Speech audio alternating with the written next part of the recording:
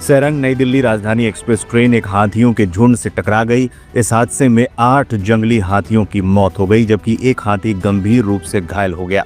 One विभाग के अधिकारी ने इसकी पुष्टि की है। हादसा इतना बड़ा था कि ट्रेन के कई डिब्बे भी पटरी से उतर गए। पूर्वोत्तर सीमांत रेलवे के मुख्य जनसंपर्क अधिकारी कपिंजल किशोर शर्मा के मुताबिक ये घटना करीब 2:17 पर हुई। हादसे का स्थान गुवाहाटी से लगभग 126 किलोमीटर दूर बताया गया।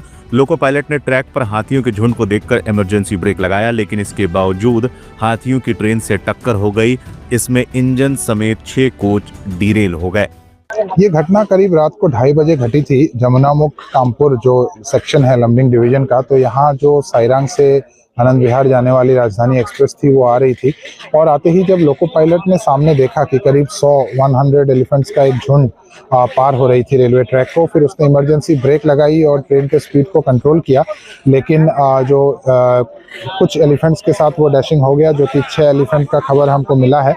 और लेकिन लोको पायलट की जो टाइमली एक्शन था उसके वजह से मतलब वो टाइमली स्पीड को कम करने की वजह से जो यात्री है उनको कोई नुकसान नहीं हुआ। कोई भी यात्री आहत इंजर्ड नहीं हुआ है, कोई भी यात्री का कैजुअलिटी नहीं है।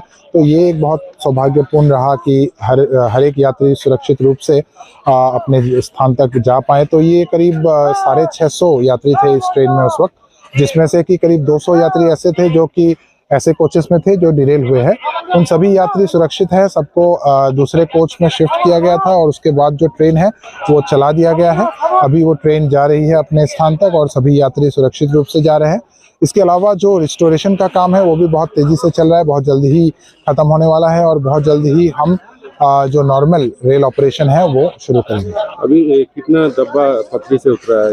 ये कुल 4 डब्बे थे, इंजन प्लस 4 डब्बे थे जो पटरी से उतर गए थे। उसमें से रिस्टोरेशन का काम लगभग कंप्लीट होने के कगार में है, तो बहुत जल्द ही ये हम हटा के उसका जो ट्रेन था उसको तो चला ही दिया है, और जो ये डिरेल कोचेस थे वो भी डिरेल हो ही गए हैं। तो इनको हम शिफ्ट करके फिर नॉर्मल ट्रेन मूवमेंट हम जल्द ही शुरू करेंगे। नॉर्मल ट्रेन का मूवमेंट कब तक शुरू होने का चांसेस है? वैसे तो ट्रेनें चल रही है, लेकिन एक ही रेलवे ट्रैक पे चल रही है। मतलब इसमें आप देख सकते हो कि सिंगल लाइन वर्किंग हो रही है, और वो भी बहुत जल्दी ही हम दोबारा से नॉर्मल ट्रेन ऑपरेशन शुरू करेंगे। कोई जख्म नहीं हुआ? जी, कोई जख्म नहीं है। कोई ऐसा आप लोग को खबर मिलने के असर में कितने हाथी का डेथ हुआ? जो हमको खबर है कि करीब 6 हाथियों का डेथ हुआ है, बट जो सही खबर है वो फॉरेस्ट डिपार्टमेंट बेहतर दे पाएंगे।